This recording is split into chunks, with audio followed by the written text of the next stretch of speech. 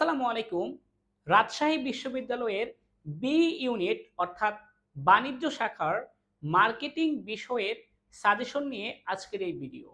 আপনারা সবাই জানেন রাজশাহী বিশ্ববিদ্যালয়ে 2024-25 সেশনে মার্কেটিং থেকে আলাদাভাবে টোটাল 12টি এমসিকিউ আসবে, যেখানে প্রত্যেকটার মার্ক হচ্ছে 1.25 এবং টোটাল 15 নম্বর থাকবে মার্কেটিং বিষয় সম্পর্কিত।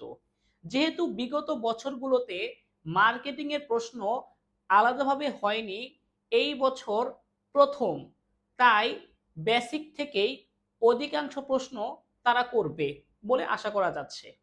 তো এই জন্য আপনি নিজেকে কিভাবে প্রস্তুত করে গড়ে তুলবেন, কয়েকটা জিনিস আপনাকে ফোকাস করতে হবে। এই জন্য দেখেন, ঢাবির বিগত বছরের প্রশ্নগুলো আপনি সমাধান করলে দেখা যাবে যে মার্কেটিং বিষয়ে ভালো একটা ধারণা পেয়ে যাবেন যে প্রশ্ন কেমন হতে পারে। পাশাপাশি ঢাবির সাথে 7 কলেজের যে বিগত বছরের মার্কেটিং এর যে প্রশ্নগুলো আছে সেগুলো সমাধান করবেন। এবং পাশাপাশি চাইলে আপনি এইচএসসি 2022 এবং 2023 সালের যে বোর্ড প্রশ্নগুলো রয়েছে সেগুলো সমাধান করতে পারেন। এইগুলো পড়লেই আশা করা যায় আপনি 10-11টা কমন পেয়ে যাবেন। তারপরে দেখেন, বোর্ড বইয়ের যে বেসিক ধারণা সেইগুলো থাকা অবশ্যই জরুরি।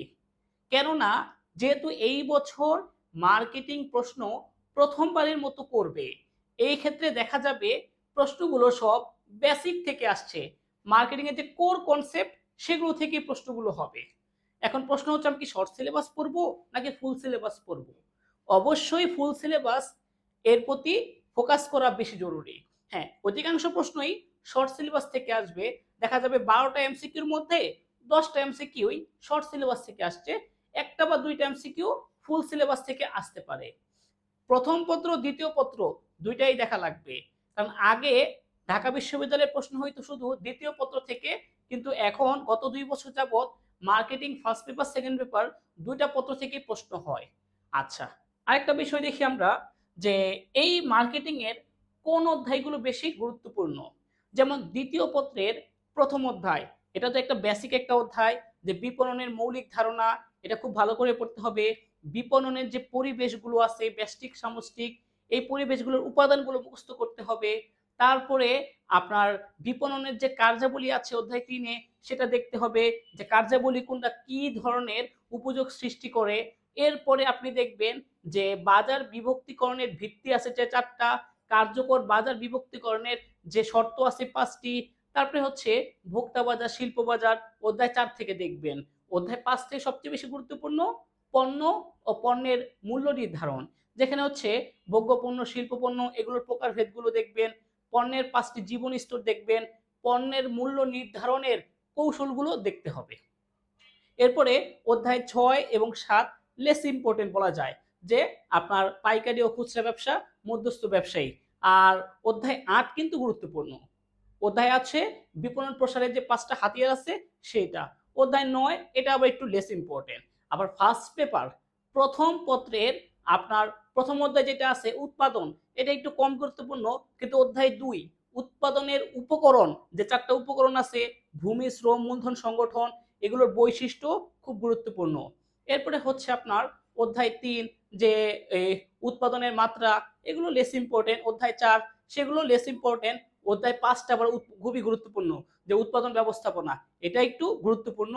আর অধ্যায় 6 এটাও খুব গুরুত্বপূর্ণ, কারণ অধ্যায় 6 থেকে আপনার পণ্যের যে ডিজাইনের প্রকারভেদ, পণ্যের যে নকশার যে স্তরগুলো আছে, এখান থেকে প্রশ্ন আসে। এর কারণ এটা আবার শর্ট সিলেবাসের মধ্যে সংযুক্ত ছিল, তো এই জন্য। অধ্যায় 7 মান ব্যবস্থাপনা, এখানে মান ব্যবস্থাপনা যে সুবিধা অসুবিধা এগুলো লাগবে। তারপরে হচ্ছে আপনার অধ্যায় 8, এখানে অধ্যায় 8 গুলো খুব বেশি গুরুত্বপূর্ণ, যে লেআউট। অধ্যায় 9 ব্যবসার অবস্থান 10, এগুলো লেস ইম্পর্টেন্ট চ্যাপ্টার। বেশিরভাগ গুরুত্বপূর্ণ হচ্ছে সেকেন্ড পেপারের প্রথম অধ্যায়, সেকেন্ড পেপারের দ্বিতীয় অধ্যায়, সেকেন্ড পেপারের তৃতীয় অধ্যায়, সেকেন্ড পেপারের চতুর্থ অধ্যায়, সেকেন্ড পেপারের পঞ্চম অধ্যায়, সেকেন্ড পেপারের অষ্টম অধ্যায়, ফার্স্ট পেপারের দ্বিতীয় অধ্যায়, ফার্স্ট পেপারের পঞ্চম অধ্যায়, ফার্স্ট পেপারের ষষ্ঠ অধ্যায়, ফার্স্ট পেপারের সপ্তম অধ্যায়। এই 10টা অধ্যায় বেশি গুরুত্বপূর্ণ। তো আশা করি আপনাদের একটা ধারণা হয়েছে মার্কেটিং কিভাবে প্রস্তুতি নেবেন। প্রয়োজনে আমি যে মার্কেটিংয়ের উপর ফায়ার ক্লাস নিয়েছি, মার্কেটিং ফায়ার ক্লাস 1, 2, 3, 4 এই ক্লাসগুলো দেখতে পারেন। আমি আশা করছি এই 4টা ক্লাস থেকেই 10টা বা তার উপরে এমসিকিউ আপনারা রাজশাহী ইউনিভার্সিটিতে কমন পেয়ে যাবেন ইনশাআল্লাহ। সবাই ভালো থাকেন, সুস্থ থাকেন। আজকে সাজেশন এইটুকুই। আসসালামু আলাইকুম।